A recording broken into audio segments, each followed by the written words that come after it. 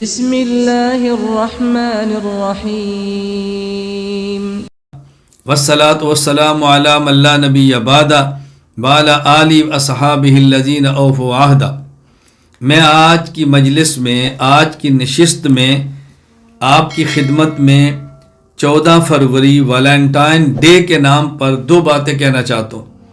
پہلی بات یہ کہ 14 فروری کو منایا جانے والا دن ویلنٹائن ڈے کے نام پر اس کا پس منظر اور بیک گراؤنڈ کیا ہے۔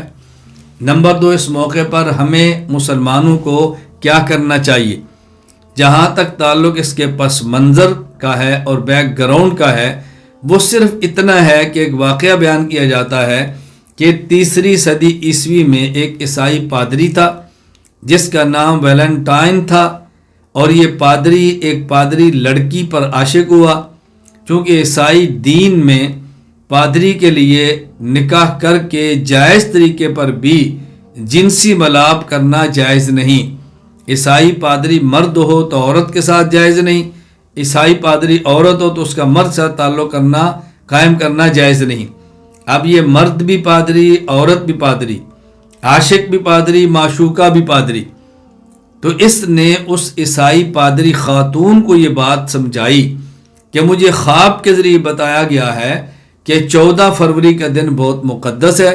اس دن اگر عیسائی پادری مرد، عیسائی پادری عورت آپس میں بغیر نکاح کے جنسی ملاپ کر بھی لیں تو کوئی جرم نہیں ہے، لہذا پٹی پڑھا کر اس نے وہ جرم کیا اس کے ساتھ۔ اور ناجائز عشق کرنے والے عاشقوں کا جو انجام ہوتا ہے وہی انجام ان کا بھی ہوا کہ لوگوں نے اس شخص کو قتل کر دیا۔ اب جو بے حیائی اور فحاشی کے دل دادا ہیں اور بے حیائی اور فحاشی کو دنیا میں عام کرنا چاہتے ہیں، انہوں نے اس کا نام شہید محبت رکھا۔ اس شخص کو شہید محبت کا نام دیا کہ شہید محبت ہے، یہ تمغہ اس کو دیا، اور 14 فروری کو باقاعدہ ویلنٹائن ڈے کے نام سے منانا شروع کر دیا۔ تو آپ سمجھ گئے ہوں گے کہ اس دن کے منانے میں کون سا سبق مسلمانوں کو پڑھایا جا رہا ہے۔